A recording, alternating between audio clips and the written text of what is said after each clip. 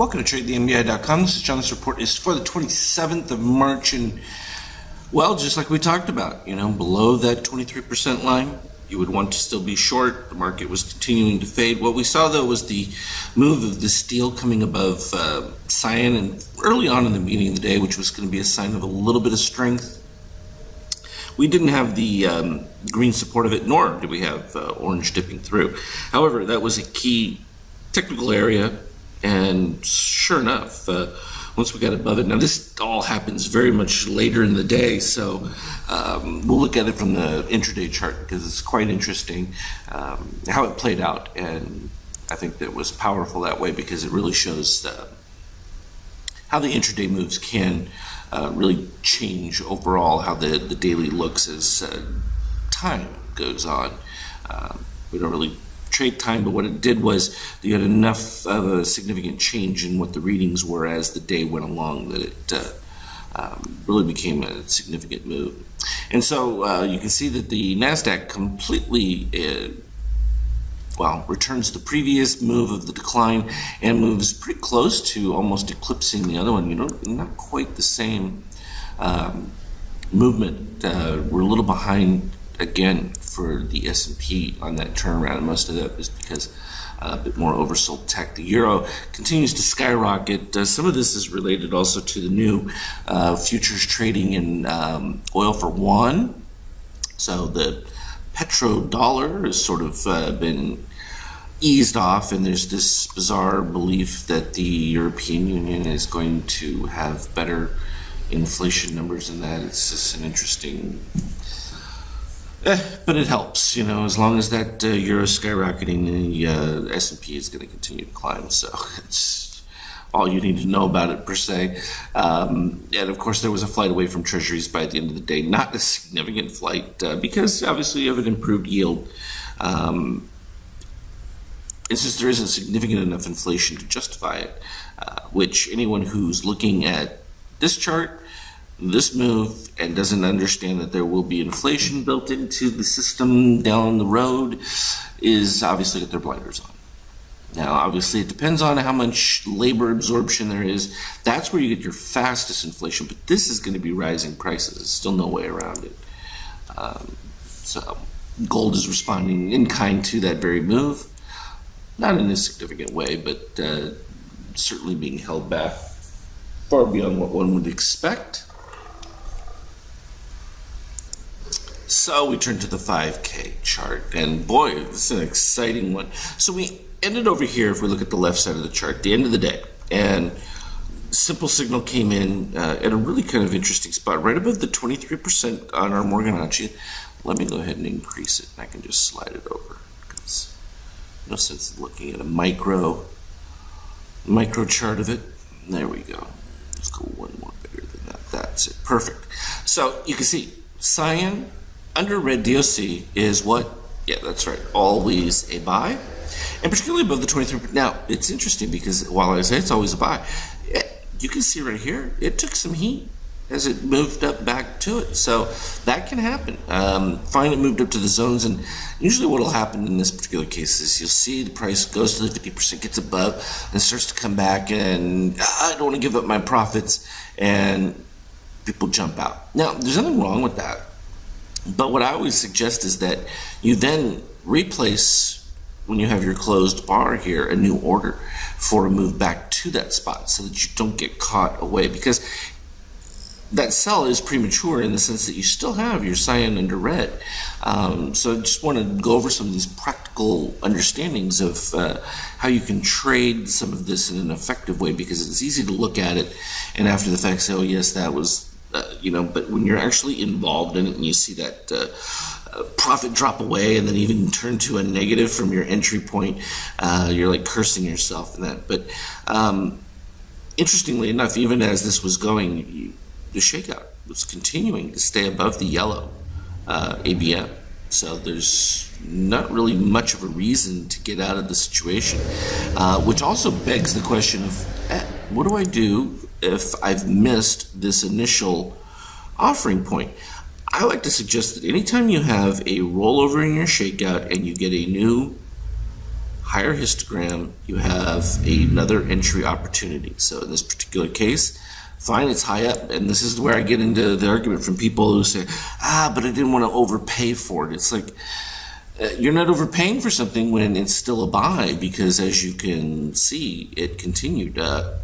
We end up with several other situations, like right here, we ended up with a dip with another setup right there. And likewise, we ended up dipping down and then moving back up. And this was a little bit more of an interesting one because you ended up with a dip and then it turned around right here, still sliding under. And then you're thinking to yourself, oh no, I've gotten caught in the peak move and it's starting to turn on me because I ended up with a DOC spread. In this particular case, you still had magenta above 15 on the shakeout readings here, so it still would not have been a short, even though price came down a little bit. You do end up still making highs, so it still worked out, even despite the fact that there was a change in the overall market. And you ended up with a similar situation, except for at this particular point, you can still do the rising shakeout. You just didn't have cyan under red giving you that advantage. You did have a reset of steel throughout the entire range. Then a nice short came in off of a DOC spread because you couldn't utilize the first one because, again, like I said, the short came in with over plus 15 for the magenta. So not exactly your ideal short. That comes later on as we moved sideways, and then you ended up with another DOC spread, and that one actually worked out quite nicely.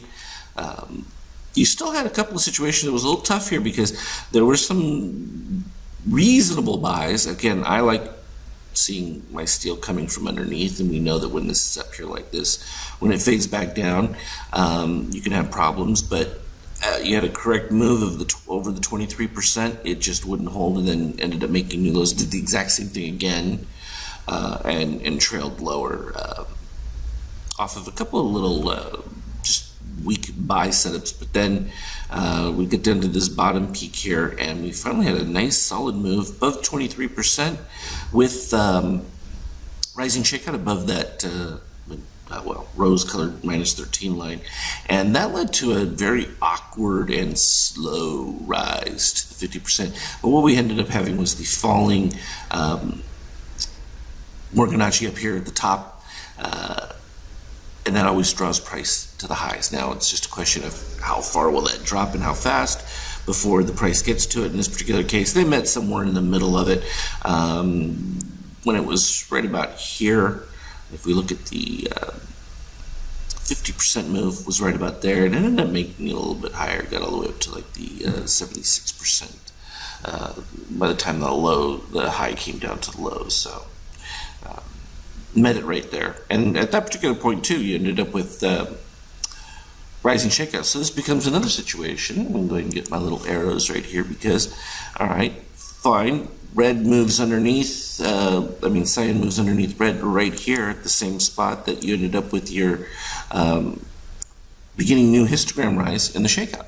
And so, yes, it's later in the overall run, but still worth a significant number of points going forward. And so then we ended up with the next little teeny one that happened right here, where it dipped below, and then immediately crossed back above. So this creates a bit of a little tear situation because, yes, that can fade. In this particular case, I was actually in on that one as well, and I had 21 as my stop point, and came back around and did the same thing. Higher histogram, took that one, and you can see that pretty much lasted, and I'm still long the setup now, so nothing's changed throughout the entire run. And you can see again here several more key points. You had the shakeout dip, and then another histogram rise, dip, another histogram rise, and dip right here in the histogram rise. All of these provided additional entry opportunities even after what was already considered, because some people, it's up 30 points, I can't get in. Okay, well, then you missed another 30 points going up. And this is the tale of you have to ignore what the amount of up or down is and just take the signals as they are. We can see at the start again here, we ended up pre-market, same dip, cyan below red, always a buy. Plain and simple, there's no other way to describe it. And this is literally just trading the ABM. In fact, you can almost follow the 76% line here. We haven't breached it yet, going up through, which from a longer term trade run becomes very effective. And this has been a pretty spectacular move coming off it. But this is really, starting about here is where things really changed for the daily. And then once we got over that 26.1650 here, which was the daily 23%, that's what really provided the momentum. And so it was worth noting that point. So by the time I got to the 21, I was pretty comfortable that, hey, you're well above it. I traded a bunch of these other little short and high points, but once the secondary clear one came through, it's just a matter of staying with it. And then some people will say to me, oh, well, I had the DOC spread, was this a short? No, because you don't short with the magenta over 15. And by the time the magenta came down, you already had rising shakeout. So there was no short to be had in this play at all. So very powerful when it comes to intraday trading, being able to recognize this and as the shakeout says, not get shaken out and follow the potentials of what are.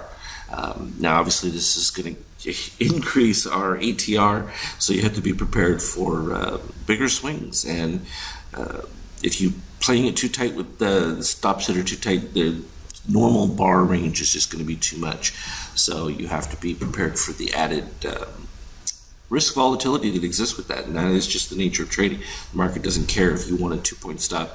The market is going to do what it is based on its current ranges, and so at this particular point, things are a bit more volatile, and that just means there's more exposure, but in that exposure, your higher probabilities with the correct trades are still going to outpace the returns, and so you just have to adapt to the time as it is, meaning the environment of the way the market is trading.